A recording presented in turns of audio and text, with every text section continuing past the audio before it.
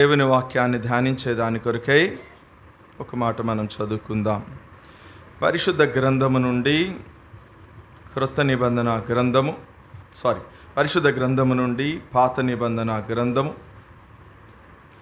84వ కీర్తనల గ్రంథము 84వ కీర్తన 10వ వచనాన్ని మనమందరము కలిసి చదువుకుందాం. పాత నిబంధనలో పేజీ సంఖ్య 497వ పేజీలో రాయబడిన దేవుని వాక్యాన్ని బైబిల్ కలిగిన వారు, బైబిల్ చదవగలిగిన వారు నాతో కలిసి బిగ్గరగా స్పష్టంగా చదవడానికి ప్రయత్నం చేయండి. 84వ కీర్తన 10వ వచనం. నీ ఆవరణంలో ఒక దినము గడుపుట 1000 దినముల కంటే శ్రేష్టము. భక్తిహీనుల గుడారంలో నివసించుట కంటే నా దేవుని మందిర ద్వారమునొద్ద నుండుట నాకిష్టం. చిన్న ప్రార్థన చేసుకుందాం. పరిశుద్ధుడైన తండ్రి, ప్రేమ కలిగిన రక్షకుడా యేసుక్రీస్తు ప్రభువా, మీకు వేలాది వందనాలు, స్తుతి స్తోత్రాలు చెల్లిస్తున్నాము. దేవా, మీరెంతైనా కూడా నమ్మదగిన దేవుడవై ఉండి మా ఎడల మీకు వాత్సల్యత నూతనముగా కలిగినదై మా జీవితాల్లో మీరు మాకు అనుగ్రహించిన మరొక నూతన ప్రభుదిన దయా కిరీటాన్ని బట్టి మిమ్మల్ని స్తుతిస్తున్నాం. ప్రత్యేకించి స్థానిక సియోను సంఘపక్షముగా గడిచిన ప్రభువ 12 సంవత్సరాలు కూడా నాయన మీ యొక్క అధ్యక్షతలో, మీ శిరసత్వం క్రింద, మీ నాయకత్వంలో మరి నాయన ఈ పరిచర్య ఇక్కడ కొనసాగించబడడానికి కొరకై, ఈ దీపస్తంభము ద్వారా మరి అనేక మంది ఆకర్షించబడడానికి కొరకై మీరు చూపిన మీ కృపను బట్టి కూడా మిమ్మల్ని స్తుతిస్తున్నాం. ప్రత్యేకించి ఈ రాత్రి ప్రభువ మరి వారు ఏర్పాటు చేసిన ఈ కృతజ్ఞత స్తుతి ఆరాధన కూడికను బట్టి మీకు వందనాలు. మీ నామంలో సిద్ధపరిచి తీసుకొచ్చిన ప్రతి సహోదరుడు సహోదరిని బట్టి మీకు స్తోత్రాలు.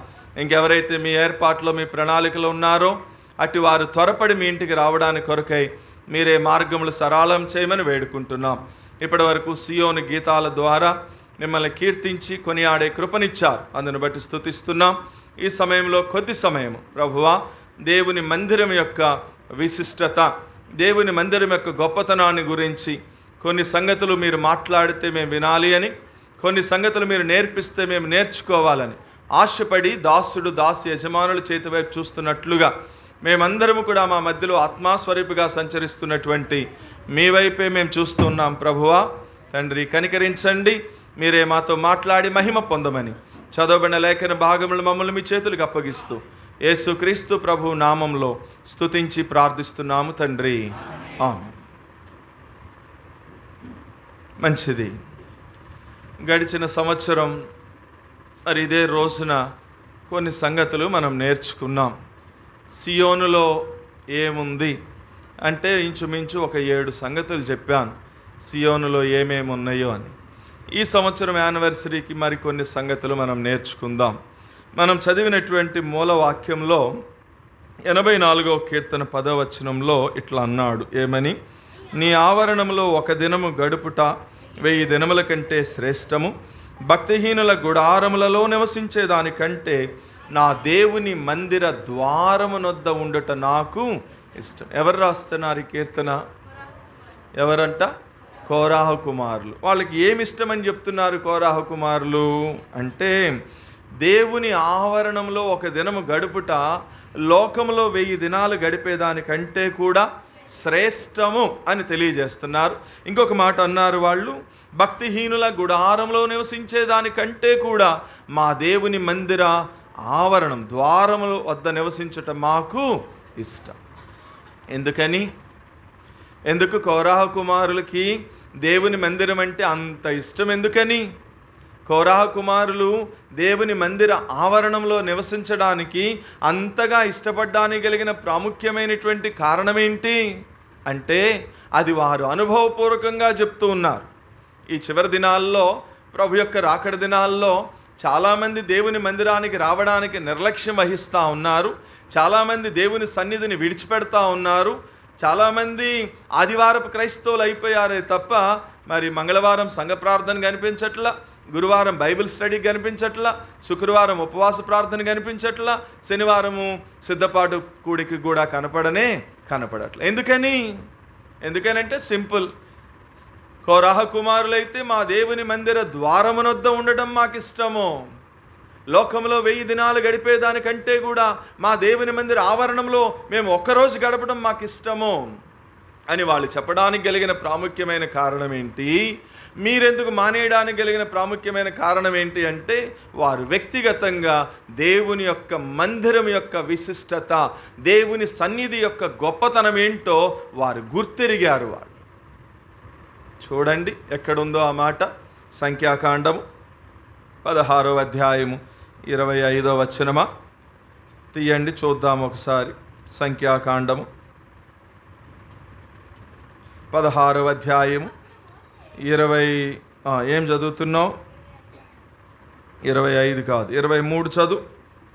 అప్పుడు యెహోవా మోషేకు ఇలాగు సెలవిచ్చెను, కోరాహు, దాతాను, అబీరాముల యొక్క నివాసముల చుట్టుపట్ల నుండి తొలగిపోవుడని జన సమాజముతో చెప్పుము. అప్పుడు మోషే లేచి దాతాను, అబీరాముల యొద్దకు వెళ్ళగా ఇశ్రాయేలు పెద్దలు అతని వెంట వెళ్ళి, అతడు ఈ దుష్టుల గుడారముల నుండి మీరు తొలగిపోండి అన్నాడు. అక్కడ ఆగండి.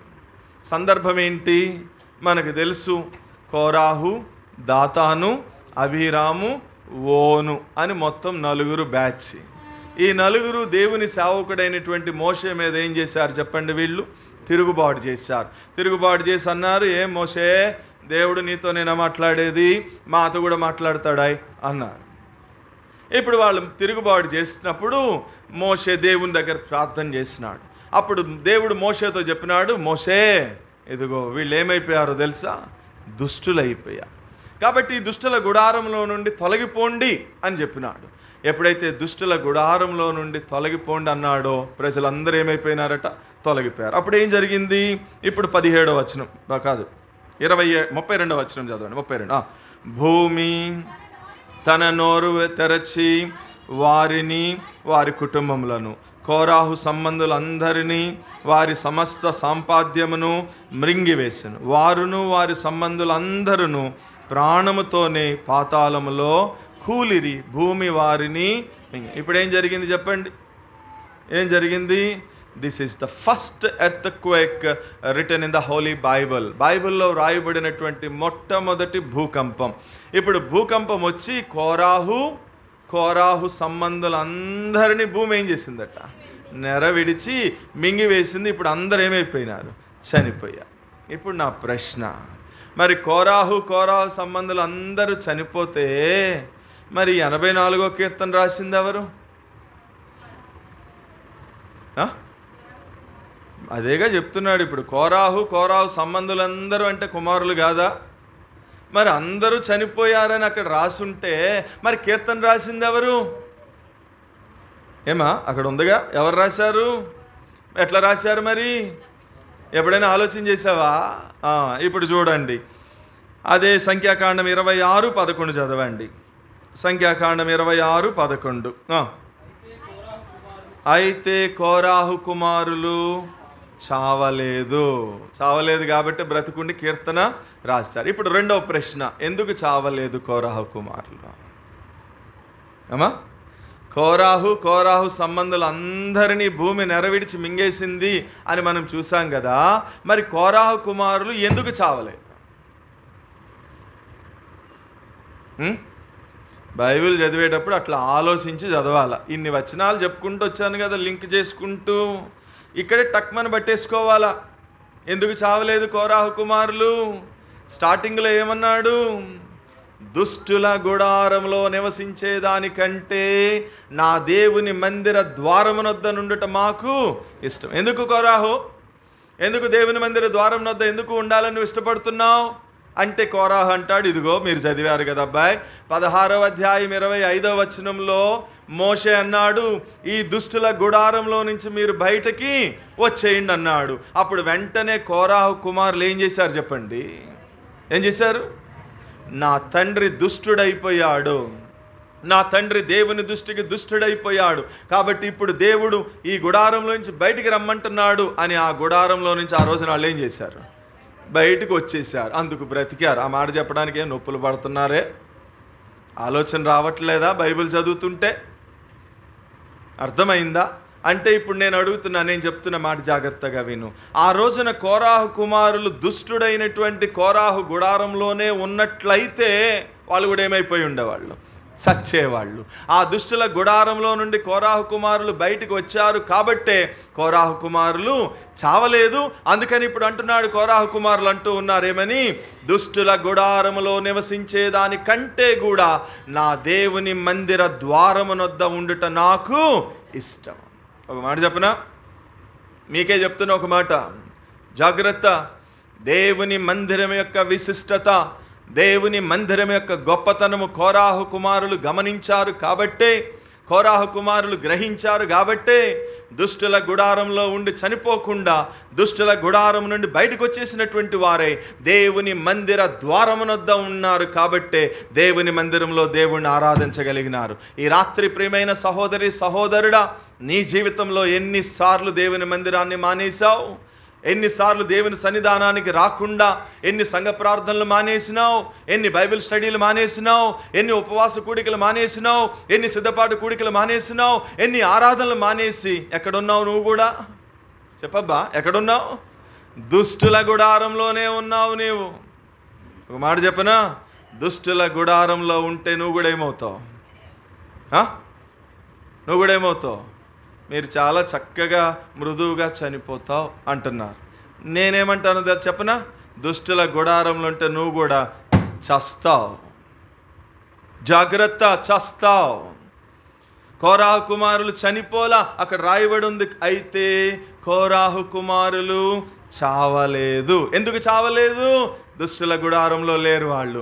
దుష్టుల గుడారంలో నుంచి బయటకు వచ్చేసారు. దేవుని మందిర ఆవరణంలో ఉండడానికి ఇష్టపడ్డారు. దేవుని మందిర ద్వారం వద్ద నుంచోడానికి ఇష్టపడ్డారు. దేవుని గురించి పాటలు రాయడానికి ఇష్టపడ్డారు. దేవుని గురించి పాడి పొగడడానికి ఇష్టపడుతూ వచ్చినారు. కాబట్టే కోరాహు కుమారులు బైబిల్ గ్రంథంలో మనకు కనిపిస్తున్నారు.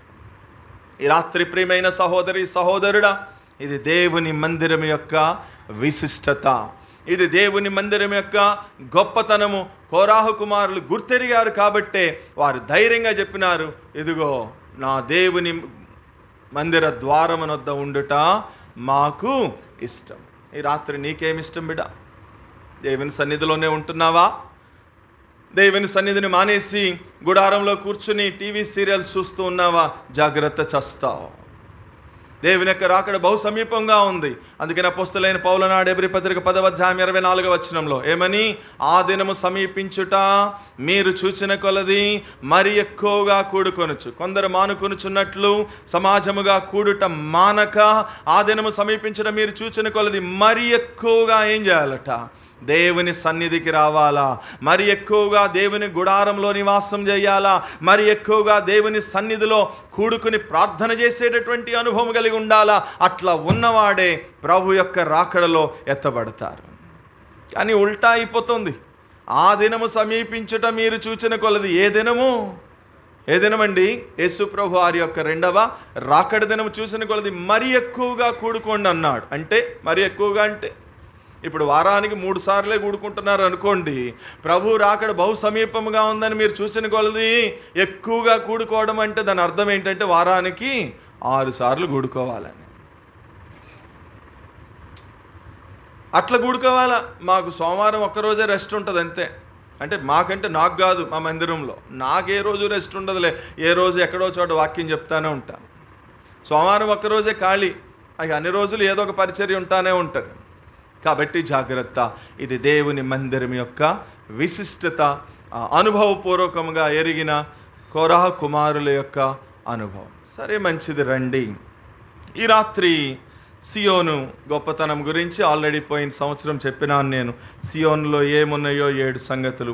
ఈ రాత్రి దేవుని మందిరాన్ని మనం ఎందుకు ప్రేమించాలి, దేవుని మందిరాన్ని మనం ఎందుకు ఇష్టపడాలి, అసలు ఏముంది దేవుని మందిరంలో అని నాకు ఇవ్వబడిన సమయంలో గబగబా ఒక 5 సంగతులు చెప్పి నేను ముగించేస్తాను. ఆ తర్వాత మనము ప్రభువుని ఇద్దరు ప్రభువుని ఆరాధించిన తర్వాత మనం ఈ కూడికని మనం ముగించుకుందాం. రండి త్వరగా. అసలు ఏముంది దేవుని మందిరంలో? ఎందుకు దేవుని మందిరాన్ని అంతగా మనం ప్రేమించాలి? ఎందుకు దేవుని మందిరంలో నివసించడానికి అంతగా మనం ఇష్టపడాలి?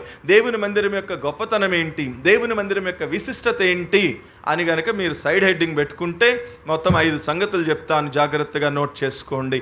మొదటి సంగతి నిర్గమకాండము 40వ అధ్యాయము 35వ వచనం.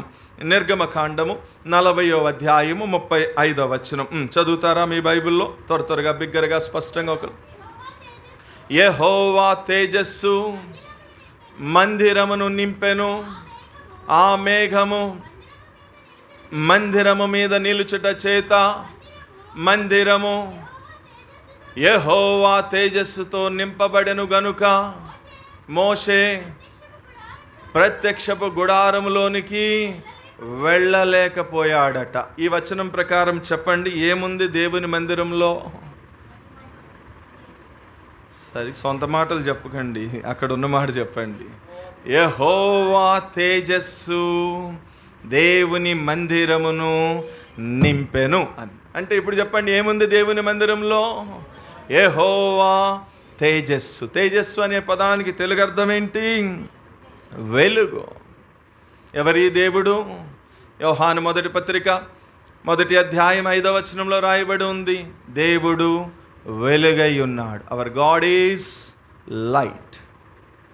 కాబట్టి ఆ రోజున ఏముంది దేవుని మందిరంలో అంటే యెహోవా యొక్క తేజస్సు, యెహోవా యొక్క వెలుగు ఆ మందిరాన్ని నింపిన కారణాన్ని బట్టి మోషేనట ఆ మందిరంలోనికి వెళ్ళలేకపోయినాడు. అంత వెలుగు చేత నింపబడిందండి దేవుని మందిరము.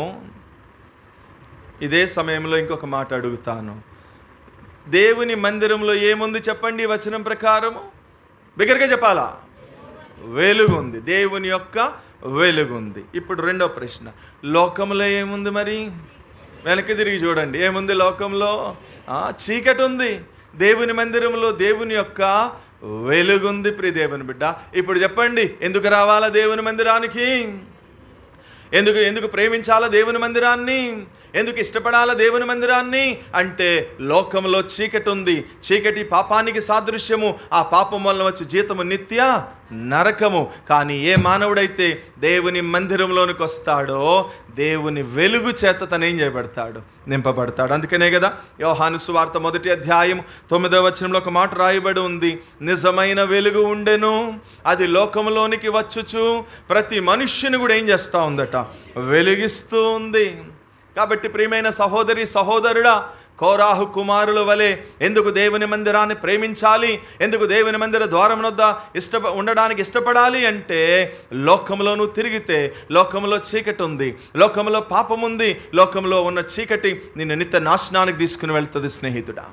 అదే నువ్వు దేవుని మందిరానికి వస్తేనట, ఇది ఇక్కడ రాయబడి ఉంది, దేవుని మందిరంలో నిజమైనటువంటి వెలుగు ఉందట. ఆ వెలుగు ప్రతి మనుష్యుని కూడా ఏం చేస్తూ ఉందట? వెలిగిస్తూ ఉంది.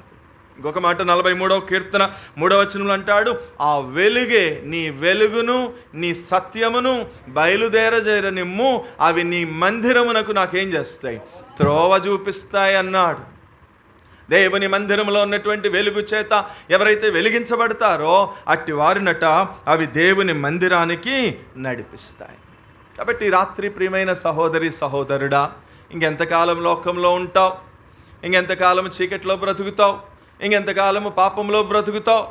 ఇదిగో ఇక్కడ నిలబడి దేవుని వాక్యం చెప్తున్నానే, నా మటుకు నేనేమి పుట్టుకతో క్రైస్తవ కుటుంబంలో పుట్టి పెరిగిన వాడిని కాదు. నా 25 సంవత్సరాల వయసు వచ్చేంత వరకు కూడా ఒక హైందవ కుటుంబంలో, ఒక నిష్ట కలిగినటువంటి భక్తి కలిగిన విగ్రహారాధన కుటుంబంలో పుట్టి పెరిగినటువంటి వాడు. నేను పుట్టినప్పుడు నా తల్లిదండ్రులు నాకు పెట్టినటువంటి పేరు రామకృష్ణ. ఒక ఉన్నతమైనటువంటి కులంలో పుట్టానన్నటువంటి గర్వము, అహమేమో యేసుక్రీస్తు అన్న, యేసుక్రీస్తుకు సంబంధించిన మనుషులన్న అసహించుకునేటటువంటి వాడు. నా 25 సంవత్సరాల జీవితము లోకంలో చీకట్లో పాపంలో కొట్టుమిట్టాడుతున్నటువంటి నా జీవితంలో, నా బ్రతుకులో ఈ వెలుగై ఉన్నటువంటి దేవుడు 2002వ సంవత్సరం జనవరి నెల 20వ తారీఖు ఆదివారం మధ్యాహ్నం 2:30 గంటలకి ఈ దేవుడు నన్ను వెలిగిస్తూ వచ్చినాడు. వెలిగించబడినటువంటి నేను గడిచిన 22 సంవత్సరాల నుంచి అనేక మందిని వెలిగిస్తూ ప్రభువు దగ్గరికి నడిపిస్తూ ఉన్నాను. నీ సంగతి ఏంటి బిడ్డ? వెలుగైన దేవుని సన్నిధికి వచ్చి వెలిగించబడినటువంటి అనుభవమేనా? వెలిగించబడినటువంటి నీవు ఆ వెలుగైనటువంటి దేవుని సన్నిధికి అనేక మందిని నడిపిస్తున్నటువంటి అనుభవమేనా నీ జీవితం? అలా లేకపోతే కష్టం. అందుకే పేతురు అన్నాడు, పేతురు రాసిన మొదటి పత్రిక 2వ అధ్యాయం 9వ వచనంలో అంటాడు, మునుపు చీకటిలో నుండి తన ఆశ్చర్యకరమైనటువంటి వెలుగులోనికి పిలిచిన వాని యొక్క గుణమును గురించి, అతిశయమును గురించి ప్రచురపరుచు నిమిత్తమై ఏర్పరచబడినటువంటి వంశము, రాజులైనటువంటి యాజక సమూహము, దేవుని సొత్తైనటువంటి ప్రజలునై ఉన్నారన్నాడు. కాబట్టి ఏం చేయాలి ఇప్పుడు నేను? నిన్ను వెలుగులోనికి పిలిచి వెలిగించిన దేవుని యొక్క గుణాన్ని గురించి, ఆ దేవుని యొక్క అతిశయాన్ని గురించి, ఆ దేవుని యొక్క గొప్పతనాన్ని గురించి we must have to proclaim. ఆయన గురించి మనం ఏం చేయాలి చెప్పండి? ప్రచురించాలా. అర్థమైందా బిడ్డ? ఇది యానివర్సరీ యొక్క ప్రత్యేకమైన సందేశం ఏంటి అంటే, ఎందుకు దేవుడు ఇక్కడ సియోను అనేటటువంటి దీపస్తంభాన్ని స్థాపించాడు అంటే, ఈ దీపస్తంభంలో, ఈ మందిరంలో దేవుడు వెలుగై ఉన్నటువంటి దేవుడు నివాసం చేస్తూ ఉన్నాడు. ఎవరైతే లోకంలో నుండి, ఎవరైతే చీకట్లో నుండి, ఎవరైతే పాపంలో నుండి ఈ వెలుగై ఉన్నటువంటి దేవుని యొక్క ఇంటిలోనికి, దేవుని సన్నిధిలోనికి వస్తారో అట్టి వారిని వెలుగై ఉన్న దేవుడు తన వెలుగు చేత ఏం చేస్తాడట? వెలిగిస్తాడు. అనేక మందికి వెలుగుకరమైనటువంటి బిడ్డగా వారిని ఆశీర్వదిస్తాడు. ఆ వెలుగై ఉన్నటువంటి దేవుని యొక్క గొప్పతనాన్ని గురించి ప్రచురపరిచేటటువంటి ధన్యత దేవుడు మనకి అనుగ్రహిస్తాడు. ఆ హేతువును బట్టే గత 12 సంవత్సరాలకి పూర్వము దేవుడు సియోను అనే దీపస్తంభాన్ని ఇక్కడ ఆయన నిర్మించినాడు.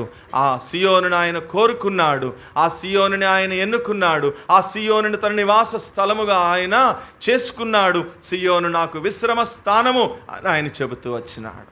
ఇది మొదటి సంగతి. ఏముంది చెప్పండి దేవుని మందిరంలో? యెహోవా వెలుగు, దేవుని వెలుగు ఉంది. ఒట్టి వెలుగు అనమాకండి. వెలుగు అంటే ఇది కూడా వెలుగే.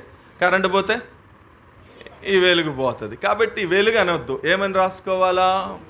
యెహోవా వెలుగు లేదా దేవుని వెలుగు ఉంది దేవుని మందిరంలో. రెండవ సంగతి చూద్దాం. 84వ కీర్తన 4వ వచనం. 84వ కీర్తన 4వ వచనం. చాలండి. ఏముంది దేవుని మందిరంలో? రెండవ చెప్పండి. మళ్ళీ కోరహ కుమారులు అంటున్నారు, నీ మందిరమునందు నివసించువారు ధన్యులు అంటే చెప్పండి. ఏముంది దేవుని మందిరంలో? ధన్యత, బ్లెస్సింగ్ ఉందండి. అందుకు ఇష్టపడ్డారు కోరహ కుమారులు, అందుకు దేవుని మందిరాన్ని ప్రేమించారు. కాబట్టి దేవుని మందిరంలో ఏముంది? ధన్యత. ఇప్పుడు రెండవ ప్రశ్న, మరి లోకంలో ఏముంది? ధన్యత అంటే తెలుగు అర్థం ఏంటి? బ్లెస్సింగ్. బ్లెస్సింగ్ అంటే తెలుగు అర్థం ఏంటబ్బా? ఆశీర్వాదం కదా. సింపుల్. ఇప్పుడు లోకంలో ఏముంది? శాపం ఉంది లోకంలో. జాగ్రత్త ప్రియ దేవుని బిడ్డ. భక్తిహీనుల గుడారము లేదా లోకము లేదా చీకటి లేదా పాపములో గనక నువ్వు జీవిస్తే ఏముందో తెలుసా? లోకంలో శాపం ఉంది. శాపం అనేటటువంటి కాడి క్రింద మానవుడు నలిగిపోతున్నాడు. శాపం అనేటటువంటి సంఖ్యల చేత మానవుడు బంధించబడిపోయి ఉన్నాడు. శాపము యొక్క కబంధ హస్తాలలో శాపము మానవుని యొక్క జీవితం మీద, మానవుని యొక్క కుటుంబం మీద ఏలుబడి చేస్తూ ఉంది శాపము. ఈ రాత్రి ప్రియమైన సహోదరి సహోదరుడా, ఎంతకాలము శాపం యొక్క బంధకాలలో బంధించబడిపోయి ఉంటావు. ఈ రాత్రి ప్రభు నిన్నే ప్రేమతో పిలుస్తున్నాడు. ఇదిగో 12 సంవత్సరాలకి పూర్వము, ఇదిగో ఈ ఏలూరు జిల్లా, ఏలూరు మహాపట్నంలో, ఈ నల్లదిబ్బ, ఈ తూర్పులాకులు, ఈ ప్రాంతంలో దేవుడు ఇక్కడ నిలబెట్టినటువంటి సియోను అనేటటువంటి దీపస్తంభంలోనికి, లేదా సియోను అనేటటువంటి దేవుని యొక్క ఇంటిలోనికి, లేదా సియోను అనేటటువంటి దేవుని మందిరంలోనికి నిన్ను ఆయన ప్రేమతో ఆహ్వానిస్తున్నాడు. ఎందుకో తెలుసా? లోకము యొక్క పాపము నుండి, లోకము యొక్క శాపము నుండి నిన్ను విమోచించి విడిపించి దేవుని యొక్క ఆశీర్వాదానికి వారసుడిగా నిన్ను చేయడానికి కొరకే సియోన్లోనికి దేవుడు నిన్ను పిలుస్తున్నాడు. అర్థమైందా? అది దేవుని మందిరం యొక్క విశిష్టత. మీరు ఎన్ని ఆశీర్వాదాలు పోగొట్టుకున్నారో కదా. నువ్వు ఇప్పటికీ లెక్క పెట్టుకో. సంవత్సరానికి 52 ఆదివారాలు ఉంటాయి, సంవత్సరానికి 52 శుక్రవారాలు ఉంటాయి, సంవత్సరానికి 52 శనివారాలు ఉంటాయి. ఎన్ని శుక్రవారం సంఘ ప్రార్థనకు వచ్చినావు? ఎవరు కనిపించరు. ఆ మహేషు, ఆ గ్లోరీ సిస్టరు, ప్రసాద్ అన్న, లేకపోతే ఆనంద్, అంతే. వీళ్ళు నలుగురు ఒక పాట పాడుకుంటారు, ప్రార్థన చేయాలి. మరి మీరందరూ, మీకు వద్ద ఆశీర్వాదము? ఇక్కడ దీపస్తంభం పెట్టింది ఎందుకు? మీ పనులు మీరు చేసుకునేదానికా? పోనీ పొద్దున పూట డ్యూటీస్కి వెళుతున్నారు, పోనీ సాయంత్రం అయినా రావచ్చుగా. 7కో 8కో వచ్చి 1 గంట ఊరికే ఒక చిన్న పల్లవి పాడుకుని, ఒక కీర్తన భాగం చదువుకుని వచ్చిన 10 మంది ఒకళ్ళ తర్వాత ఒకళ్ళు ఒక 5 నిమిషాలు సంఘము కొరకు, మీ వ్యక్తిగత జీవితాల కొరకు, మీ కుటుంబం కొరకు మీరు ప్రార్థన చేస్తే ఎంత బాగుండు. ఆశీర్వాదము లోకంలో ఇంకెక్కడ మీకు ఆశీర్వాదం దొరకదండి. దేవుని మందిరంలోనే మనకి ఆశీర్వాదం. అందుకనే ద్వితీయోపదేశ కాండము 33వ అధ్యాయం 29వ వచనంలో అంటాడు, ఓ ఇజ్రాయేలు, నీ భాగ్యము ఎంత గొప్పదయ్యా. ఎవరినన్నాడు చెప్పండి? ఎవరినన్నాడు? ఇజ్రాయేలు అంటే ఎవరు? దేవుని సొత్తైన ప్రజలు, దేవుని చేత పిలువబడినటువంటి ప్రజలు, దేవుని చేత ప్రత్యేకపరచబడినటువంటి ప్రజలు, దేవుని చేత పరిశుద్ధపరచబడినటువంటి ప్రజలు, దేవుని చేత ప్రతిష్ఠించబడినటువంటి ప్రజలు, సాక్షాత్తు దేవుని సొత్తైనటువంటి ప్రజలు, దేవుణ్ణి యెహోవాని తమకు దేవుడుగా కలిగినటువంటి జనులు ధన్యులు. ఎవరైతే ఆ దేవుడిని రక్షకుడిగా అంగీకరించినారో ఆ దేవుడి యొక్క ఆశీర్వాదము, ధన్యత కలిగి ఉన్నారు. కాబట్టి అన్నాడు, ఓ ఇజ్రాయేలు, నీ భాగ్యము ఎంత గొప్పదయ్యా. అంటే ఎవరప్పుడు? దేవుని మందిరానికి వచ్చినోడు ఎవరు చెప్పండి? భాగ్యవంతుడు. వాడే భాగ్యవంతుడు. అంతేగాని పెళ్లి శుభలేఖల్లో రాస్తారు కదా, మీ పిల్లలకి పెళ్ళిళ్ళు చేశారుగా, మీ పెళ్లి శుభలేఖల్లో ఏమని రాశారు చెప్పండి? పెళ్లి కొడుకు పేరు ముందు ఏమని రాశారు? చిరంజీవి అని రాశారా? చిరంజీవి అని రాయరు. ఏమని రాస్తారు? చి అని రాస్తారు. ఏమని? చి అంటే ముందు మీరే చెప్పారు వీడు చీ గాడని. ఇంతకీ చీ అంటే అర్థం ఏంటి? చిరంజీవి అని అర్థం. ఇప్పుడు ఆ పెళ్లి కొడుకులో రాసిన ఆ పెళ్లి కొడుకు పేరు ఉన్నాడు కదా, ఆయన చిరంజీవా? చిరంజీవా? చెప్పండి. మరి చిరంజీవి ఎవరు? ఎవరు చిరంజీవి? మెగాస్టారా? మరి ఎవరు చిరంజీవి?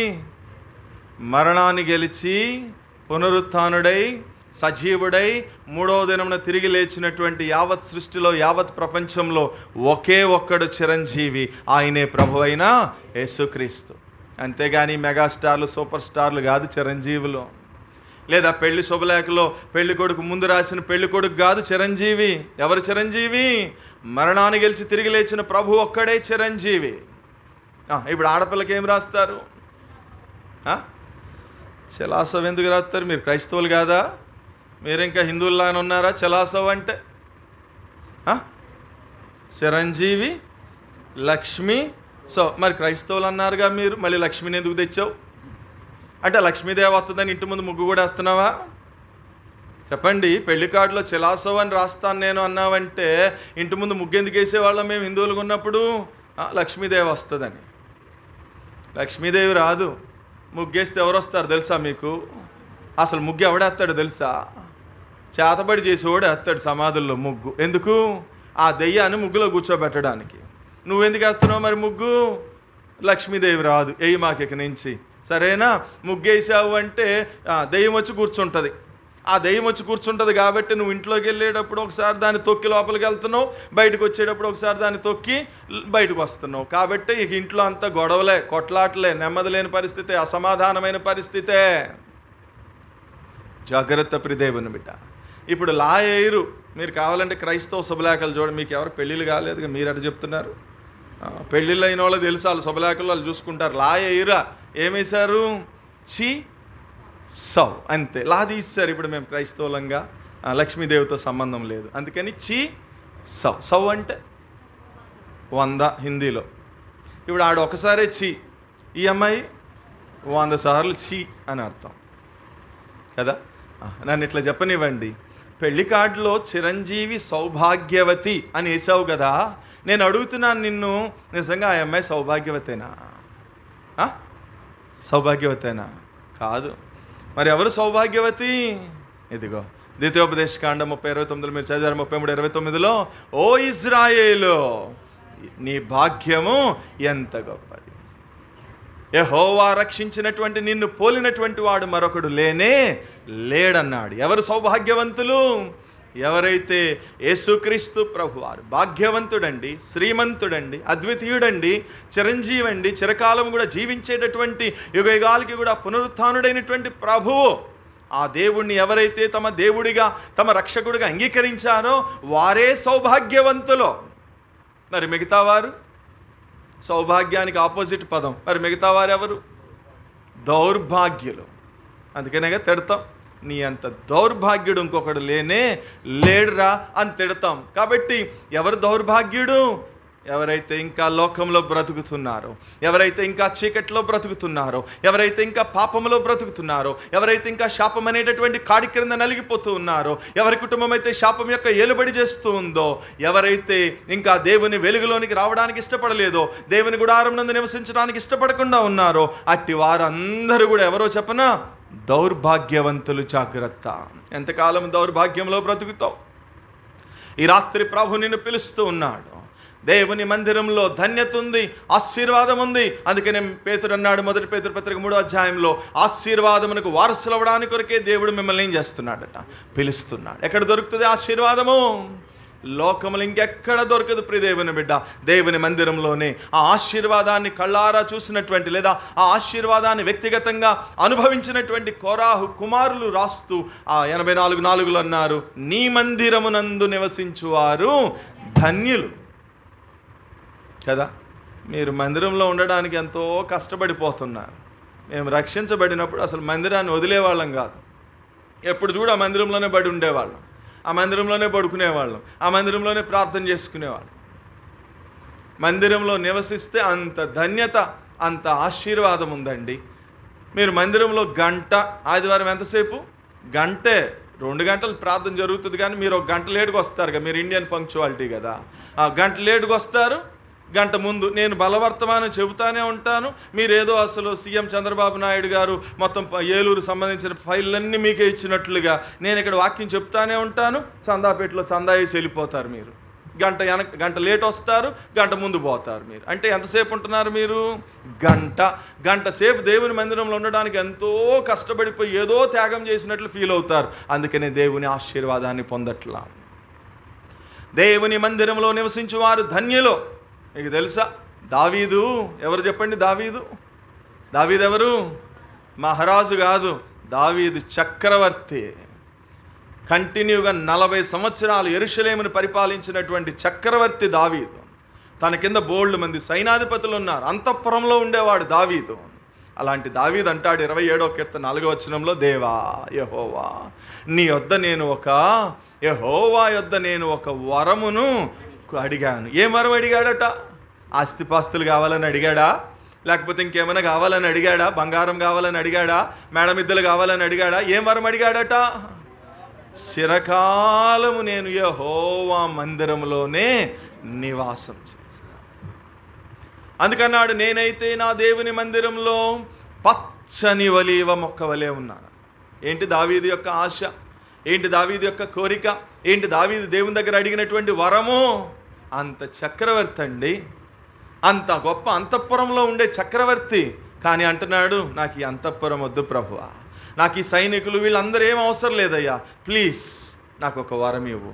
ఏం వరం కావాలి దావీదు? ఇంత ఎక్కడో గొర్రెల దొడ్డిలో గొర్రెలు కాసుకుని నిన్ను తీసుకుని వచ్చి ఇంత అంతఃపురంలో ఒక చక్రవర్తిని చేశాను కదా, ఇంకేం వరం కావాలయ్యా అంటే, నాకు ఏమొద్దు ప్రభువా, నా బ్రతుకు దినములంతా, as long as I live, నా బ్రతుకు దినములంతా కూడా నీ మందిరంలో, నీ సన్నిధిలో నివసించేటటువంటి భాగ్యము నాకు. ఎంత గొప్ప ఆశీర్వాదం! అందుకనే దావీదు కుటుంబాన్ని ఈ రోజుకి కూడా దేవుడు ఆశీర్వదిస్తున్నాడు. దేవుని సన్నిధిలో దావీదు కుటుంబం నిత్యము కూడా ఆశీర్వదించబడునని రాయబడి ఉంది సమూయేలు గ్రంథంలో. నీ కోరిక ఏంటి బిడ్డ? దేవుని మందిరంలో ఉండడానికి ఇష్టపడుతున్నావా? భక్తిహీనుల గుడారంలో ఉండి టీవీ సీరియల్స్ చూడడానికి ఇష్టపడుతున్నావా? అందుకనే శాపం మూటగట్టుకుంటున్నావు. ఇంకెంతకాలం శాపగ్రస్తమైన బ్రతుకుతావు? ఇంకెంతకాలం శాపగ్రస్తమైన జీవితం జీవిస్తావు? ఇదిగో ఈ రోజున దేవునితో మాట్లాడుతున్నాడు. ఇక్కడ ఏర్పాటు చేసిన సియోనులో ఏముందట? ధన్యత, బ్లెస్సింగ్, ఆశీర్వాదం ఉంది. సియోనులో నువ్వు వస్తే, లేదా నీ స్థానిక దేవుని ఇంట్లోనికి, దేవుని మందిరంలోనికి నీకు వస్తే, నీకు వచ్చే రెండవ ఆశీర్వాదం ఏంటి అంటే దేవుని యొక్క ధన్యత, బ్లెస్సింగ్స్ దేవుడు నీకు అనుగ్రహిస్తాడు. ఇది 2. 3వ సంగతి చూద్దాం. ఏముంది దేవుని మందిరంలో? 93వ కీర్తన 5వ వచనం. 93వ కీర్తన 5వ వచనం. నీ శాసనములు ఎన్నడూను తప్పిపోవు యెహోవా, ఎన్నటెన్నటికీ పరిశుద్ధతయే నీ మందిరమునకు అనుకూలం. చెప్పండి. 3వది ఏముంది దేవుని మందిరంలో? పరిశుద్ధత. మరి లోకంలో పరిశుద్ధత ఆపోజిట్ వర్డ్. ఏముంది లోకంలో? అపరిశుద్ధత, లేదా అపవిత్రత, లేదా పాపము అని కూడా అనొచ్చు కదా. కాబట్టి లోకంలో అపరిశుద్ధత ఉంది, అపవిత్రత ఉంది, పాపం ఉంది. దేవుని మందిరంలో మాత్రమే ఏముంది చెప్పండి? పరిశుద్ధత. ఈ రాత్రి ప్రియమైనటువంటి సహోదరి సహోదరుడా, నిన్నే ప్రభు ప్రేమతో పిలుస్తున్నాడు. ఇంకెంతకాలం ఆ లోక సంబంధమైనటువంటి అపవిత్రమైనటువంటి జీవితాన్ని జీవిస్తావు? అపరిశుద్ధమైనటువంటి బ్రతుకుతావు? ఈ రోజైనా సరే ఇదిగో నిన్ను ప్రేమించినటువంటి దేవుడు ఆయన అంటున్నాడు, లేవియ కాండము 11వ అధ్యాయం 44వ వచనంలో, నీ దేవుడనగు యెహోవా అనేటువంటి నేను పరిశుద్ధుడను గనుక మీరును పరిశుద్ధులై ఉండండి అన్నాడు. కాబట్టి ఎక్కడుంది ఇది పరిశుద్ధత? దేవుని మందిరంలోనే. ఎందుకని? ఈ దేవుని ఇంటిలో పరిశుద్ధుడైనటువంటి దేవుడు నివాసం చేస్తున్నాడు. కాబట్టే దేవుని మందిరంలోనే మనకి పరిశుద్ధత ఉంటుంది తప్ప ఈ లోకంలో నువ్వు ఎక్కడ తిరిగినా కూడా ఎటువంటి దేవుని యొక్క పరిశుద్ధత నీకు దొరకదు ప్రియదేవని. సరే, మంచిది. ఎట్లా దొరుకుతుంది దేవుని మందిరంలో పరిశుద్ధత? కొన్ని సంగతులు చెప్తాను, చూద్దామా? 119వ కీర్తన 9వ వచనం చదవండి. 119వ కీర్తన 9వ వచనం. యవ్వనస్తులు దేని చేత తమ నడతను పరిశుద్ధపరుచుకుంటారు? నీ వాక్యమును బట్టియే దానిని జాగ్రత్తగా చూసుకో. చెప్పండి, ఎట్లా పరిశుద్ధతట? మొదటిది 119వ కీర్తన 9వ వచనం ప్రకారం through the word of God. దేవుని మందిరంలోనికి వస్తే, పాస్టర్ గారు దేవుని మందిరంలోనికి వస్తే దేవుని పరిశుద్ధత నాకెట్లా ఆపాదించబడుతుందండి? దేవుని పరిశుద్ధత నాకెట్లా వస్తుందండి అంటే, ఇదిగో 119వ కీర్తన 9వ వచనం సమాధానం చెప్తుంది. ఏమనంటే, through the word of God you will became a holy person. దేవుని యొక్క వాక్యము చేతనే వారి నడతను ఏం చేసుకుంటారట? పరిశుద్ధం. వాక్యమై ఉన్నటువంటి దేవుడు is the God of Holi God. ఈ పరిశుద్ధుడైనటువంటి దేవుని యొక్క వాక్యమే ఒక అపవిత్రమైనటువంటి మానవుని యొక్క ఆలోచన, మానవుని యొక్క తలంపులు, మానవుని యొక్క చూపులు, మానవుని యొక్క అపవిత్రమైనటువంటి మాటలు, అపవిత్రమైనటువంటి వినికిడి, ఈవెన్ మానవుని యొక్క అపవిత్రమైనటువంటి నడవడిక, అపవిత్రమైనటువంటి ప్రవర్తన, ఈవెన్ అపవిత్రమైనటువంటి వస్త్రధారణ నుంచి పరిశుద్ధమైనటువంటి పవిత్రమైనటువంటి వ్యక్తిగా మార్చగలిగినటువంటి శక్తి ఒకే ఒకదానికి ఉంది. అదే ప్రభు యొక్క వాక్యము, ద వర్డ్ ఆఫ్ గాడ్. అందుకు చెప్తాడు దైవజనుడు భక్సింగ్ గారు ఏమని? ప్రతిరోజు కూడా, are you read your Bible today? ప్రతిరోజు కూడా నీ బైబుల్ని నువ్వేం చేయాలి చెప్పండి? చదవాలా, మోకాళ్ళ మీద ఉండి చదవాలా. ప్రతిరోజు కూడా దేవుని యొక్క వాక్యాన్ని ఎవరైతే మోకాళ్ళ మీద ఉండి చదువుతారో ఆ వాక్యమే వారి అపవిత్రమైన ఆలోచన, తలంపులు, నడవడిక, ప్రవర్తన, జీవితం నుంచి వారిని పరిశుద్ధపరుస్తుంది. ప్రియదేవుని బిడ్డ, ఎక్కడ దొరుకుతుంది వాక్యము? చెప్పండి, ఎక్కడ దొరుకుతుంది వాక్యము? దేవుని మందిరంలో దొరుకుతుంది. అది ఆదివారం ఒక్కరోజేనా? ఆదివారం ఒక్కరోజేనా? మరి ఆదివారం ఒక్కరోజే వస్తున్నామంటే సగం పరిశుద్ధతే. మరి ఎందుకు మిగతా రోజులు మంగళవారం సంఘ ప్రార్థనకి ఎందుకు రావట్లా? గురువారం బైబిల్ స్టడీకి ఎందుకు రావట్లా? శుక్రవారం ఉపవాస కూడికి ఎందుకు రావట్లా? శనివారం సిద్ధపాటు కూడికి ఎందుకు రావట్లా? వీటిలో వాక్యం లేదా? ఇంక నువ్వు ఎట్లా పరిశుద్ధపరచబడతావు? చెప్పబ్బా.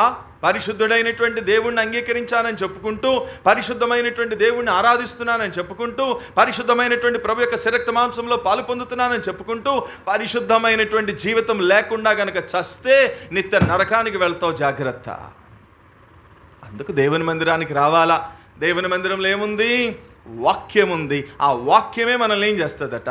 పరిశుద్ధపరుస్తుంది. రెండో మాట, యోహాను రాసిన మొదటి పత్రిక 1వ అధ్యాయం 7వ వచనం. యోహాను రాసిన మొదటి పత్రిక 1వ అధ్యాయము 7వ వచనం.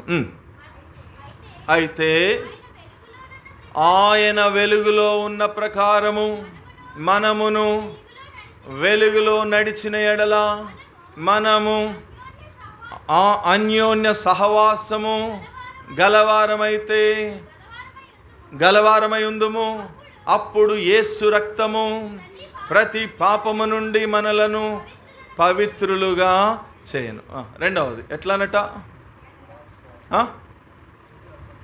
దానికంటే ముందు ఇంకొక మాట ఉంది బిడ్డ. మీరు 3లోకి వెళ్ళిపోయినారు. 2 చెప్పండి. నో. మనము ఆయనతో అన్యోన్య సహవాసం, through the fellowship with God.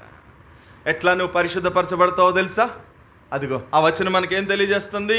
Through the fellowship with God. దేవునితో మనం ఏం చేయాలట? సహవాసం చేయాల. అర్థమైందా? దేవునితో సహవాసం ఎక్కడ చేస్తావు? ఎక్కడున్నాడు దేవుడు? సియోనుని నేను కోరుకున్నాను, సియోనుని నేను ఏర్పరచుకున్నాను, సియోను నాకు నివాస స్థలము, సియోను నాకు విశ్రమ స్థానం. అంటే ఎక్కడున్నాడు దేవుడు? ఇక్కడున్న దేవునితో నువ్వేం చేయాలా? సహవాసం చేయాలి. సహవాసం చేయాలంటే ఏం చేయాలా? చెప్పండి. ఏం చేయాలా? ప్రభువా నీ వాట్సాప్ నెంబర్ ఇవ్వు, నేనేమో మా ఇంట్లో ఉంటాను, రాత్రిపూట నువ్వేమో సియోన్లో ఉండు, నేనేమో భక్తిహీనుల గుడారంలో ఉంటాను, నేను క్రికెట్ మ్యాచ్ చూస్తూ నీకు వాట్సాప్ చేస్తా. అప్పుడు నువ్వేమో ఇక్కడి నుంచి నువ్వు కూడా ఏం చేయి, నువ్వు కూడా నాకు వాట్సాప్ చేయి. అప్పుడు మన ఇద్దరం మంచి ఫ్రెండ్స్ లాగా వెళ్దామయ్యా అని అనగలవా? చెప్పు బిడ్డ. ఎక్కడున్నాడు దేవుడు? సియోనులో. అందుకనే కదా పౌలు అన్నాడు కొరింథీయులకు రాసిన మొదటి పత్రిక 1వ అధ్యాయం 9వ వచనంలో అంటాడు, మన ప్రభు అయిన యేసుక్రీస్తు అను తన కుమారుని యొక్క సహవాసమునకు మిమ్మల్ని పిలిచిన దేవుడు నమ్మదగినవాడు. God is faithful. సో ఎట్లా నీకు పరిశుద్ధత వస్తుంది చెప్పండి? రెండవది, through the fellowship with God. దేవునితో సహవాసం చేస్తే ఎట్లా వస్తుందన్నా అంటావా? అనవులే. నీకు లోకంలో సామెత తెలుసు కదా. లోకంలో సామెత చెప్తారు ఏమని? 6 నెలలు సహవాసం చేస్తే వాడు వీడవుతాడు, వీడు వాడవుతాడు. ఇప్పుడు నువ్వు 6 నెలలు సియోనుకి వస్తే, సియోనులో ఉన్న దేవునితో సహవాసం చేస్తే నువ్వు సియోనులో ఉన్న దేవుడిలాగా మార్చబడతావు తప్ప దేవుడు నీలాగా మార్చబడతాడు. కాబట్టి క్రీస్తు యొక్క సారూప్యంలోనికి నువ్వు మార్చబడాలి అంటే సియోనులో ఉన్న దేవునితో నువ్వేం చేయాలా? సహవాసం చేయాలి బిడ్డ. మరి నీ సహవాసం ఎవరితో? ఇంగ్లీష్లో కొటేషన్ ఉంది, tell me about your friend, I tell what about you అని. అంటే దాని అర్థం ఏంటో తెలుసా? నీ స్నేహితుడు ఎవరో చెప్పు, నీ సహవాసం ఎవరితోనో చెప్పు చాలు. అసలు నీ సంగతి ఏంటో, నీ కథ ఏంటో నేను చెప్తానని దాని అర్థం. నువ్వెవరితో సహవాసం చేస్తున్నావు బిడ్డ? యాకోబు అన్నాడు 4వ అధ్యాయం 4వ వచనంలో, వ్యభిచారుణులారా, ఈ లోక స్నేహము దేవునితో వైరమని మీరు ఎరుగరా? కాగా ఎవడైనను లోకముతో స్నేహం చేయగోరిన ఎడల వాడు దేవునికి శత్రువు అయిపోతాడన్నాడు. చూసావా? ఎవరితో స్నేహం చేస్తున్నావు? ఎవరితో స్నేహం చేస్తున్నావు బిడ్డ? అందుకన్నాడు యాకోబు, వ్యభిచారుణులారా, ఈ లోక స్నేహము దేవునితో వైరమని మీరు ఎరుగరా. కాబట్టి రెండవది, దేవుని మందిరంలో ఎట్లా నీకు పరిశుద్ధత వస్తుంది అంటే, ఒకటి through the word of God, రెండవది through the fellowship with God, మూడవది ఇప్పుడు చెప్పండి, అప్పుడు ఆయన కుమారుడైన యేసు రక్తము మన ప్రతి పాపము నుంచి మనల్ని కడిగి పవిత్ర. అంటే ఇప్పుడు మూడవది ఎట్లా వస్తుంది నీకు పరిశుద్ధత? Through the blood of Lord Jesus Christ. Yesu ప్రభు వారి యొక్క రక్తము ద్వారా మనకేమొస్తుంది చెప్పండి? పరిశుద్ధత. అంతే. ఇంక ఈ లోకంలో కోళ్ల రక్తము, మేకల రక్తము, ఎడ్ల రక్తము మానవుని పాపమును తీసివేయుట అసాధ్యము, ఇట్స్ ఇంపాసిబుల్. ఏ రక్తము ద్వారా కూడా మానవుని యొక్క జన్మ కర్మ పాపాలకి విడుదల విమోచన అనేది కలగదు. ఇది వాస్తవం. ఇక్కడ నిలబడి దేవుని వాక్యం చెప్తున్నానే, నా మట్టుకు నా జీవితంలో, నా 25 సంవత్సరాల నా వయసులో, నా జీవితంలో ఇదిగో విశ్వనాథపల్లి నాంచారమ్మ, పెనుగంచిపోలు తిరుపతమ్మ, లోవ తలుపులమ్మ, ఈ దేవీ దేవతల దగ్గరికి వెళ్ళి కోళ్ళని మేకలని ఒక్క దెబ్బకి నరికి వాటి యొక్క రక్తాన్ని చిందించినటువంటి, బలి అర్పించినటువంటి వాడని నేను. ఎందుకు అంటే ఇదిగో మన దేశానికి మొట్టమొదటిసారిగా వచ్చినటువంటి ఆర్యులు, మన పూర్వీకులైనటువంటి ఆర్యులు ఈ దేశానికి ఒక భక్తి నేర్పించారు. ఆర్యులు సింధు అనే నదీ పరివాహక ప్రాంతంలో నివసించేవారు కాబట్టే ఈ దేశం యొక్క పేరేంటో తెలుసా? సింధు దేశం. ఏ దేశము?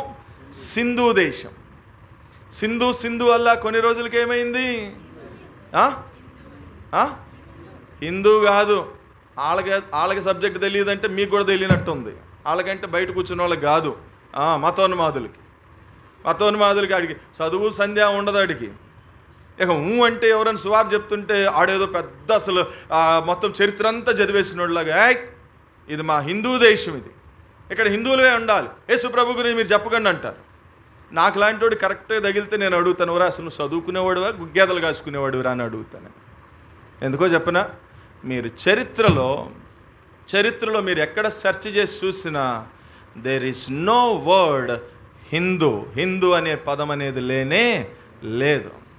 బైబిల్లో ప్రింటింగ్ మిస్టేక్ వచ్చింది. బైబిల్ సొసైటీ వాళ్ళు ప్రింటింగ్ మిస్టేక్ చేసినారు. ఎస్తేరు గ్రంథంలో హిందూ దేశము అని తప్పు ప్రింట్ చేసినారు వాళ్ళు. హిందూ అనే పదం లేదు, సింధు. మన దేశానికి మొదటి పేరేంటి? సింధు వల్ల కొన్ని రోజులకి ఏమైంది? హిందూ కాదు, INDU, హిందూ దేశం అయింది. హిందూ వల్ల కొన్ని రోజులకి ఏమైంది? INDIA, ఇండియా అయ్యింది. ఇండియా వల్ల ఈ మధ్య కాలంలో ఏమైంది? భారత్ అని అయింది. అంతే తప్ప ఎక్కడ కూడా చరిత్రలో ఈ దేశం హిందూ దేశం అని లేనే లేదు. ఇది హిందూ దేశం కాదురా పిచ్చోడా, this is called a secular country. ఇది లౌకిక దేశం, ఇది మన దేశము. ఇది చెప్పాలి వాడికి. లౌకిక దేశం అంటే అన్ని మతాల వారు కూడా స్వేచ్ఛగా స్వతంత్రంగా ఉండగలిగేటటువంటి దేశం భారతదేశం. అర్థమైందా? ఇప్పుడు ఎందుకు చెప్పానంటే ఆ సింధు నది పరివాహ ప్రాంతంలో వచ్చిన ఆర్యులు ఒక భక్తి నేర్పించారు.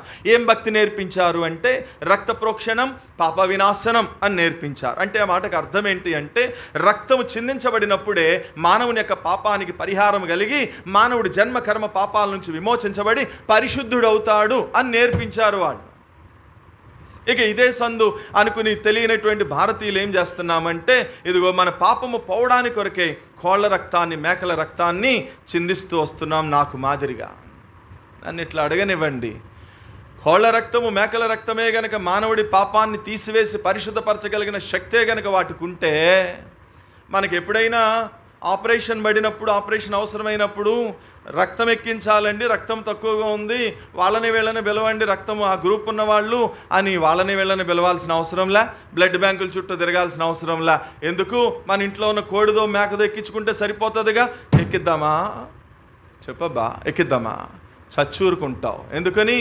దాని రక్తం నీ రక్తానికి మ్యాచ్ అవ్వదు. మరి నీకు అవసరతలో ఆపరేషన్లో ఉపయోగపడలేనటువంటి రక్తము నీ యొక్క జన్మకర్మ పాపాల నుంచి నేను విడిపించి పరిశుద్ధపరుస్తుందంటే మరి ఎట్లా నమ్ముతున్నావు స్నేహితుడా? మరి ఎవరి రక్తము? అదే ఇక్కడ రాయబడింది, through the blood of Lord Jesus Christ only you are became the holy person. Yesu రక్తము మాత్రమే మనల్ని పవిత్రులుగా చేస్తుంది. ఆడు సగమే నేర్పించాడు ఆర్యులు. మిగతా సగమేంటి?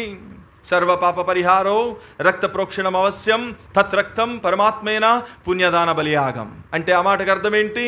సర్వ పాప పరిహారో అంటే సర్వ లోకంలో ఉన్నటువంటి ఇంచుమించు 800 కోట్ల మంది మానవుల యొక్క పాపము పరిహరించబడాలి అంటే రక్త ప్రోక్షణం, రక్తం ప్రోక్షించబడడం, చిందించబడడం అవసరం. ఎవరి రక్తం అది? కోళ్ళ మేకల రక్తము కాదు, తత్రక్తం అంటే ఆ రక్తము ఎవరిదై ఉండాలా? పరమాత్మేనా అన్నాడు. అంటే ఎవరి రక్తం అది? పరమాత్ముడైనటువంటి దేవుడు, ప్రజాపతి అయినటువంటి దేవుడు, పరమేశ్వరుడైనటువంటి దేవుని యొక్క రక్తమై ఉండాలా. అది కూడా ఎట్లా చిందించాలా? పుణ్యదాన బలియాగం అంటే తనను తానే పుణ్యదానముగా, అర్పణగా, బలిగా అర్పించినటువంటి రక్తమై ఉండాలి అని దాని అర్థం. ఇప్పుడు చెప్పండి, ఎంతో మతనిష్టలు, సాంప్రదాయాలు, ఆచారాలు, నిష్ట భక్తి కలిగినటువంటి మన భారతదేశ చరిత్రలో ఎంతోమంది మహానుభావులు అనబడిన వారు, ఎంతోమంది అవతార పురుషులు అనబడిన వారు, ఎంతోమంది గురువులు అనబడిన వారు, ఎంతోమంది బాబాలు అనబడిన వారు, ఎంతోమంది దేవుళ్ళు అనబడిన వారు ఈ భూమి మీద జన్మించారు, జీవించారు, చచ్చిపోయారు, సమాధిలోనే ఉన్నారే. కానీ సర్వలోక మానవాళి యొక్క పాప పరిహారార్థమై వారి యొక్క సొంత రక్తాన్ని పుణ్యదానంగా బలియాగముగా అర్పించినటువంటి వాడు ఒక్కడంటే ఒక్కడు కూడా లేనే లేడు. ఒకే ఒక్కడు, ఆయనే ప్రభు అయిన యేసుక్రీస్తు వారు. ఆయన దేవునితో కూడా ఉండుట విడిచిపెట్టకూడని భాగ్యమని ఎంచుకొనకుండా నీ కొరకు నా కొరకు 2024 సంవత్సరాలకి పూర్వము తనను తాను రిక్తునిగా చేసుకున్నవాడే శిలువ మరణం పొందినంతగా విధేయత చూపిస్తూ ఒక సామాన్యుడమైనటువంటి దీనుడిగా, దరిద్రుడిగా, దాసుడిగా, ఒక మనిషి పోలికగా లోక పాపంలో మోసుకొని పోయేటటువంటి దేవుని గొర్రె పిల్లగా ఆయన భూమి మీదకి దిగివచ్చి కలవరి శిలువలో యావత్ మానవాళి యొక్క పాప పరిహారార్థమై తన యొక్క పరిశుద్ధమైన, నిర్దోషమైన, నిష్కలంకమైన, అమూల్యమైనటువంటి రక్తాన్ని ఆఖరి రక్తబొట్టు వరకు దారపోసి ఆ రక్తంలో మానవుని ప్రతి పాపాన్ని కూడా కడిగిన పరిశుద్ధుడు ఒకే ఒక్క దేవుడు. He is the God of all mighty God. ఆయనే ప్రభు అయిన యేసుక్రీస్తు వారు. కాబట్టి బిడా, ఇంకెంతకాలం లోకంలో బ్రతుకుతావు, ఇంకెంతకాలం కోళ్ళ మేకల రక్తాన్ని చిందించి నేను పరిశుద్ధుడిని అయ్యాను అనేటటువంటి భ్రమలో బ్రతుకుతావు. ఈ రాత్రి దేవుని యొక్క వాక్యం సెలవిస్తూ ఉంది, through the blood of Lord Jesus Christ only you are became the holy person. Yesu రక్తము మాత్రమే నిన్ను ఒక పవిత్రమైనటువంటి వ్యక్తిగా చేయగలదు. ఇది 3. 4వది ఇంకెట్లా పరిశుద్ధత అంటే 9వ వచనం చదవండి. అదే యోహాను రాసిన మొదటి పత్రిక 1వ అధ్యాయం 9వ వచనం. మన పాపములను మనము ఒప్పుకొనిన ఎడల ఆయన అనగా ప్రభు అయిన యేసుక్రీస్తు వారు నమ్మదగిన దేవుడు, నీతిమంతుడైన దేవుడు గనుక ఆయన మన పాపములను క్షమించి సమస్త దుర్నీతి నుండి మనలను విడిపించును. సో ఇది 4 అనుకుందాం. ఎట్లా అన్నట్ట ఎట్లా మనకి పరిశుద్ధత వస్తుంది అంటే repentance, through the repentance in the presence of God. దేవుని సన్నిధికి వచ్చి, దేవుని మందిరానికి వచ్చి, దేవుని ఇంటికి వచ్చి ఎప్పుడైతే ప్రభువా నేను పాపినయ్యా, జన్మతః కర్మతః పాపములో పుట్టి పాపంలో జీవిస్తూ పాపాన్నే తింటూ పాపాన్నే త్రాగుతూ పాపములోంచి జీతమైనటువంటి మరణానికి పాత్రుణ్ణి ప్రభువా, నా పాపములు క్షమించయ్యా అని ఎప్పుడైతే నువ్వు నిజమైన పశ్చాత్తాపముతో ప్రభు దగ్గర ఒప్పుకుంటావో, ప్రభు నీ పాపాలను ఎప్పుడైతే విడిచిపెడతావో అప్పుడు ఈ ప్రభు అట నీ ప్రతి పాపమును క్షమించి ఏం చేస్తాడట? ముందు క్షమించడానికి 86వ కీర్తన 5వ వచనంలో రాయబడి ఉంది, ఈయన క్షమించడానికి సిద్ధ మనసు కలిగిన దేవుడు అని రాయబడి ఉంది. 25వ కీర్తన 11వ వచనంలో రాయబడి ఉంది, ఆయన నామం మన పాపములు క్షమించే నామం అని రాయబడి ఉంది. 130వ కీర్తన 4వ వచనంలో రాయబడి ఉంది, ఆయనను మన పాపములకు యెహోవా యొద్ద క్షమాపణ దొరుకునని రాయబడి ఉంది. మీకా గ్రంథం 7వ అధ్యాయంలో రాయబడి ఉంది, మన పాపములు క్షమించడంలో ఆయనతో సముడైనటువంటి వాడు మరొకడు లేడని రాయబడి ఉంది. మార్క్స్ వార్త 2వ అధ్యాయం 10వ వచనంలో రాయబడి ఉంది, మానవుని యొక్క పాపాన్ని క్షమించడానికి ఈ భూమి మీద యేసుక్రీస్తు ప్రభువుకి ఒక్కడికి మాత్రమే అధికారం ఇవ్వబడింది. హి హ్యావ్ ద అథారిటీ. ఎందుకు? బికాస్ ఆయన పాప రహితుడైన దేవుడు. అందుకని హెబ్రీ 7:26లో రాయబడి ఉంది, ఎవరి దేవుడు? పవిత్రుడు, నిర్దోషి, నిష్కల్మషుడు, పాపులలో చేరక ప్రత్యేకంగా ఉన్నటువంటి వాడు, ఆకాశ మండలం కంటే మిక్కిలి హెచ్చైనటువంటి వాడు, మనకు సరిపోయినటువంటి ప్రధాన యాజకుడు.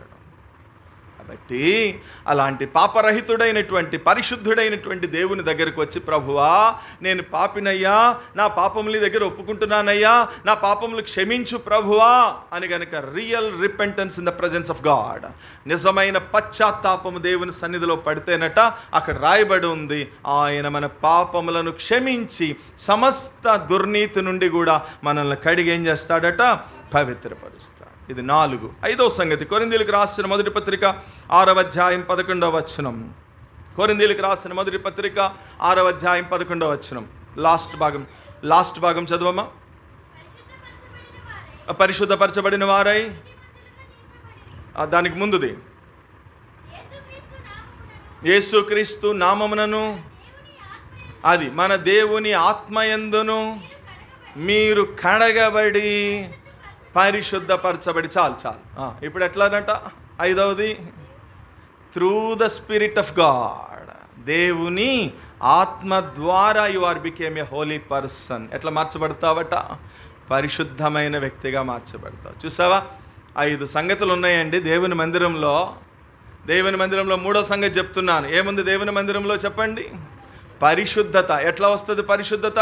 1, through the word of God, దేవుని వాక్యము ద్వారా. 2, through the fellowship with God, దేవునితో సహవాసం చేయడం ద్వారా. 3, through the blood of Lord Jesus Christ, Yesu ప్రభు వారి యొక్క రక్తము ద్వారా. 4, through the repentance in the presence of God, దేవుని సన్నిధిలో నిజమైనటువంటి పశ్చాత్తాపము ద్వారా. 5, through the spirit of God, దేవుని ఆత్మ ద్వారా మనకేమొస్తుందో చెప్పండి?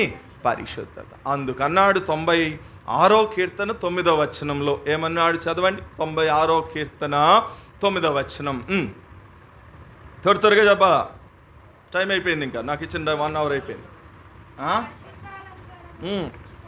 పరిశుద్ధ అలంకారములు ధరించుకుని యెహోవాకు నమస్కారము. It means we have to worship him.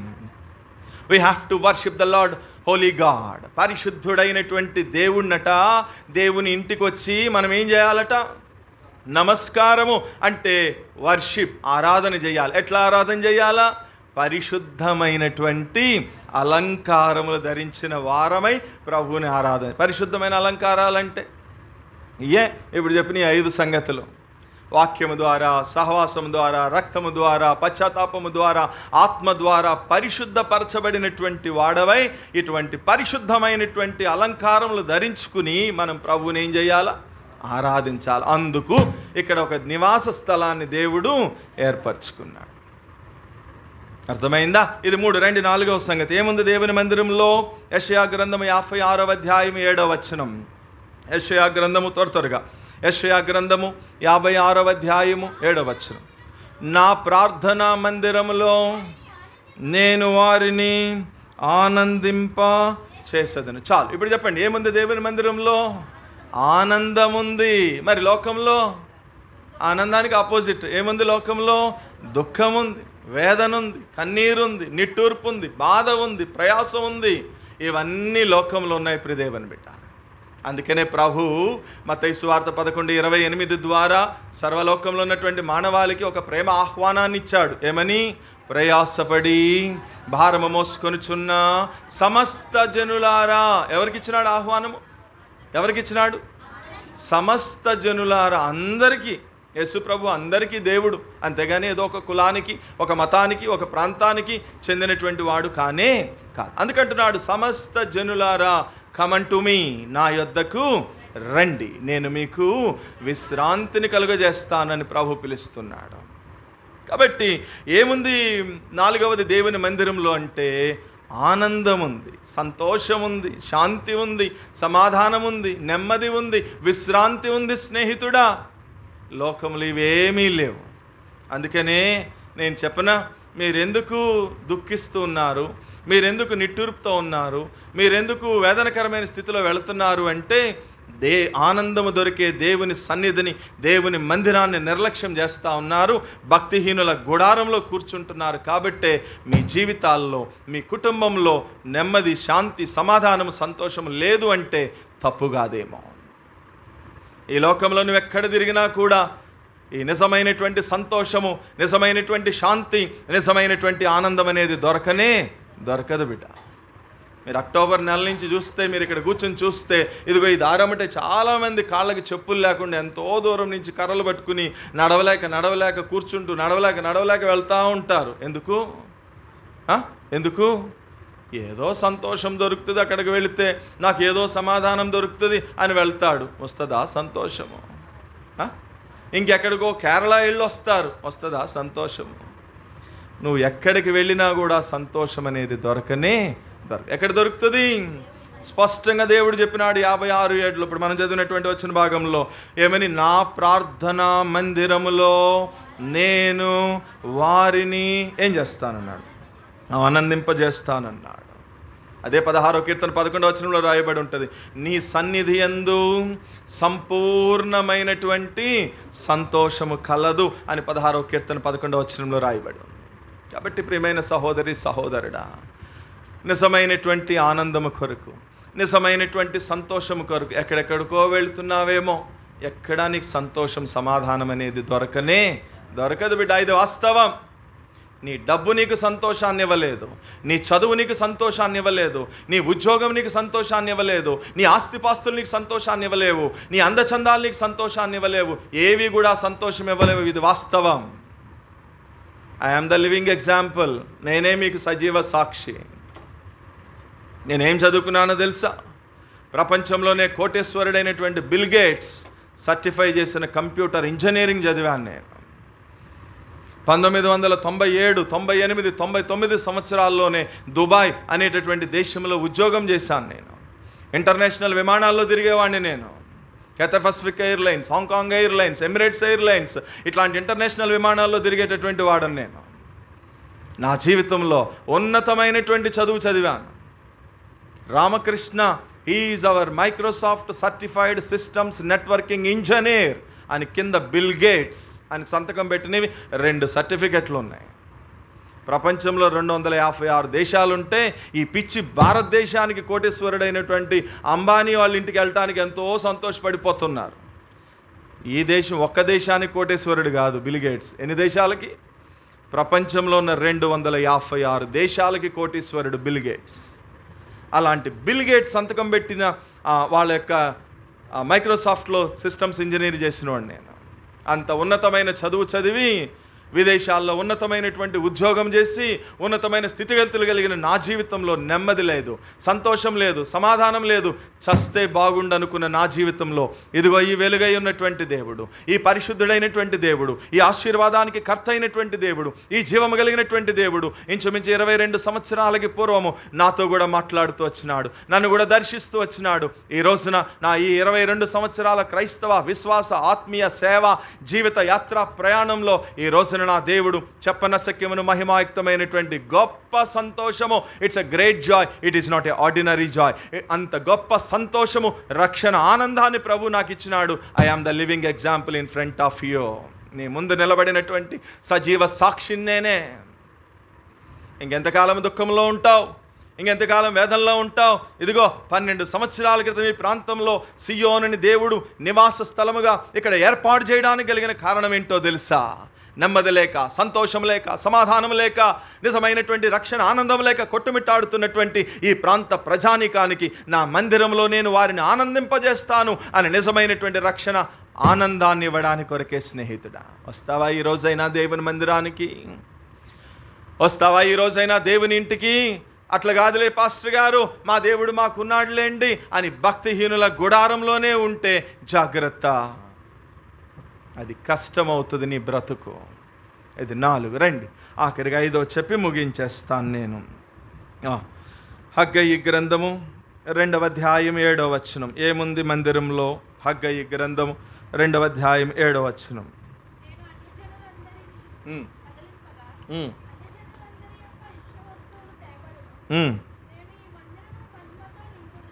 నేను ఈ మందిరమును మహిమతో నింపుదును. చాలే అక్కడికి. చెప్పండి ఏముంది దేవుని మందిరంలో?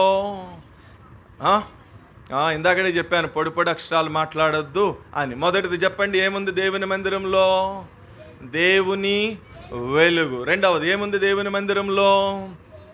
దేవుని ధన్యత లేదా ఆ దేవుని ఆశీర్వాదము. మూడవది ఏముంది దేవుని మందిరంలో? దేవుని పరిశుద్ధత. నాలుగవది ఏముంది దేవుని మందిరంలో? దేవుడిచ్చేటటువంటి రక్షణ ఆనందము లేదా సంతోషం ఉంది. ఐదవది ఏముంది దేవుని మందిరంలో? ద గ్లోరీ ఆఫ్ గాడ్, దేవుని యొక్క మహిమ ఉంది. మరి ఈ లోకంలో మహిమ లేనే లేదు. ఏమైంది? మహిమ పోగొట్టుకున్నాడు మానవుడు. ఎక్కడుందా మాట? రోమాపత్రిక 3వ అధ్యాయము 23వ వచనంలో రాయబడి ఉంది, ఏ భేదమును లేదు, అందరూ పాపము చేసి దేవుడు అనుగ్రహించు మహిమను ఏం చేసుకుంటున్నారట? పొందలేకపోతున్నారు అని రాయి. 8వ కీర్తన 5వ వచనంలో అంటాడు, నరపుత్రుని జ్ఞాపకం చేసుకోవడానికి వాడు ఏ పాటివాడు, కొంచెం తక్కువనిగా చేశావు అని మహిమ కిరీటమును నీవు అతనికి ధరింపజేసితివి అన్నాడు. మహిమ కిరీటం ఇచ్చినాడు దేవుడు మొదటి మానవుడికి. కానీ మానవుడు పాపం చేసిన కారణాన్ని బట్టి మహిమను ఏం చేసుకున్నాడు చెప్పండి? పోగొట్టుకున్నాడు. మళ్ళీ తిరిగి ఆ మహిమను ఇవ్వడానికి కొరకే మహిమాస్వరూపైన యేసు ప్రభు వారు మానవుడిగా భూమి మీదకి దిగి వచ్చాడు. ఇప్పుడు చెప్పండి, ఏముంది దేవుని మందిరంలో? మహిమ. దేవుని యొక్క మహిమ. అది ఎక్కడుంది చూడండి. యెషయా గ్రంథము 46వ అధ్యాయం 13వ వచనం మీరు అండర్లైన్ చేసుకోండి మీ బైబిల్లో. యెషయా గ్రంథం 46వ అధ్యాయం 13వ వచనం ఏముందో చదవండి. ఏరా రే తాళం కొట్టే అబ్బాయి, నువ్వు తీయట్లేదేంట్రా బైబిల్? నేను ఓన్లీ తాళం కొట్టడానికే నియమించారా నిన్ను ఇక్కడ? మరి బైబిల్ది యెషయా గ్రంథము 46వ అధ్యాయం 13వ వచనం. లేదు, చేయలేదు. ఆ మాట అండర్లైన్ చేసుకోండి. సియోనులో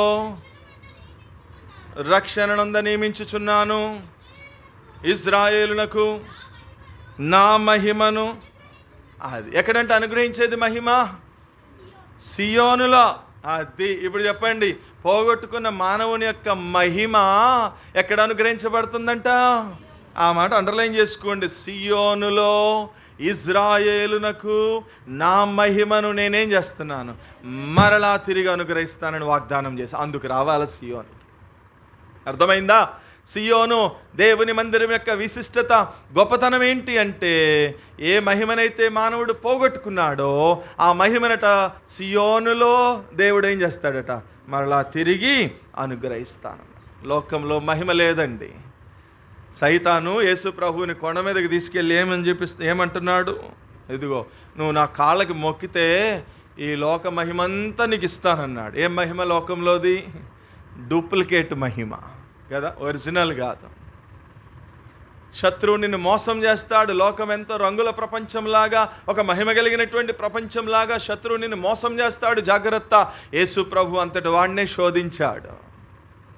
ఇదిగో నువ్వు నాకు గనక మొరక్కితే ఈ లోకంలో ఉన్న మహిమంతా నీకు ఇస్తానని ప్రభువునే మోసం చేశాడు. నేను మోసం చేయడం వాడికి పెద్ద పని కానే కాదు. జాగ్రత్త బిడ్డ. దేవుని మహిమ నీకు లోకంలో దొరకదు. ఎక్కడ దొరుకుతుంది? సియోనులో, దేవుని మందిరంలోనే నా మహిమను నేను వారికి అనుగ్రహిస్తాను. కాబట్టి 5వది ఏముంది సియోనులో, ఏముంది దేవుని మందిరంలో అంటే ద గ్లోరీ ఆఫ్ గాడ్, దేవుని యొక్క మహిమ ఉంది. ఎవరైతే ఆ మహిమను అనుగ్రహించబడతారో, ఎవరైతే ఆ మహిమ చేత నింపబడతారో, ఎవరైతే ప్రభువుని మహిమపరుస్తారో, ఒకరోజు నువ్వు చనిపోయి సమాధి చేయబడితే ఆ మహిమా స్వరూపి అయినటువంటి దేవుడు మహిమాన్వితమైనటువంటి రాజ్యాన్ని విడిచి మధ్యాకాశంలోనికి వచ్చినప్పుడు మహిమ దేహము ధరించినటువంటి వారమై మనం కూడా మహిమలోనికి పిలువబడతాం. అది ప్రాసెస్, అది ఒక క్రమం. అంతేగాని ఊరికే తాగి తాగి తాగి తాగి చచ్చిపోయినోడికి కూడా బ్యానర్లు ఏమని రాస్తారు చెప్పండి? మీకు మెసేజ్ పెడతారు ఏమని? ఫలానా సుబ్బారావు గారు మహిమలోనికి కాల్ టు గ్లోరీ అని ఇంగ్లీష్లో రాస్తారు. ఏ మహిమలోకి పిలువబడ్డాడు? మహిమ అనే వైన్ షాప్కి పిలువబడ్డా? ఎక్కడ పిలువబడ్డాడు? కాల్ టు గ్లోరీ, మహిమలోనికి పిలువబడలా. ఎప్పుడు మహిమలోనికి పిలువబడతావు నువ్వు? ఎప్పుడు ఆ మహిమ రాజ్యంలోనికి వెళతావు నువ్వు?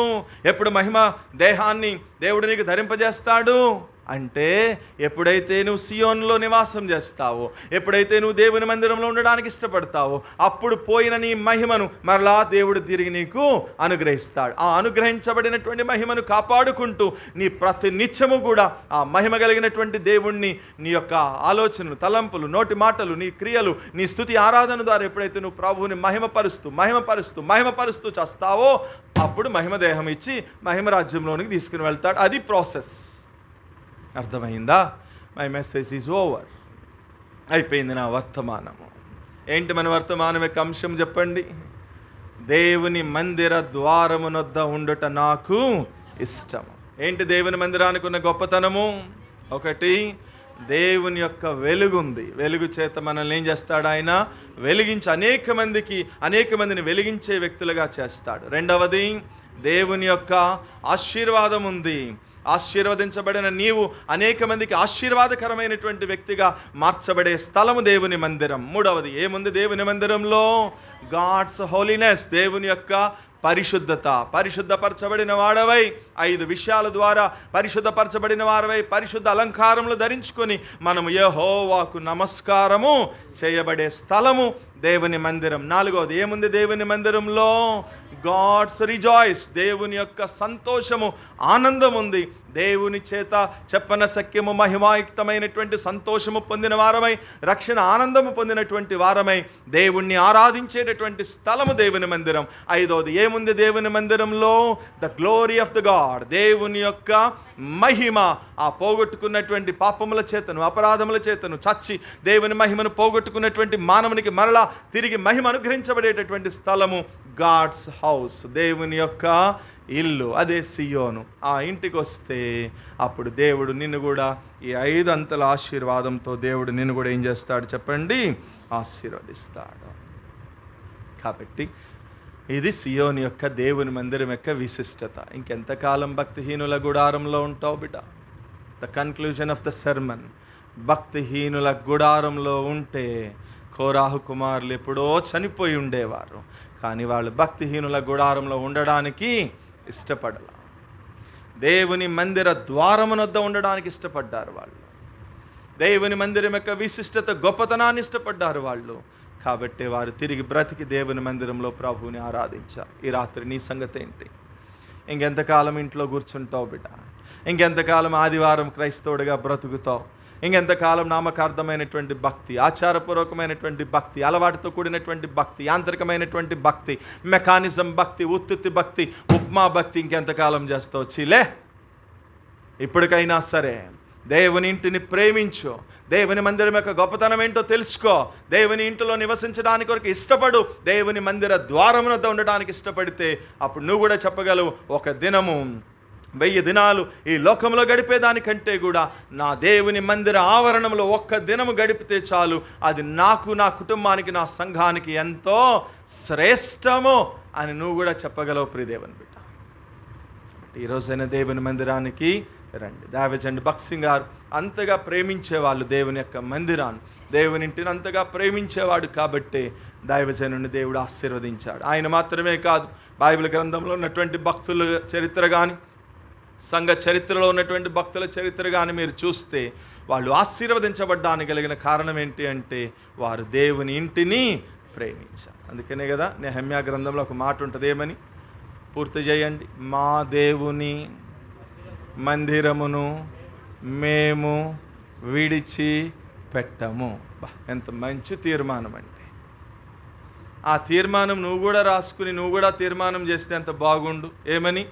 మా సియోను మందిరాన్ని మేము విడిచి పెట్టము.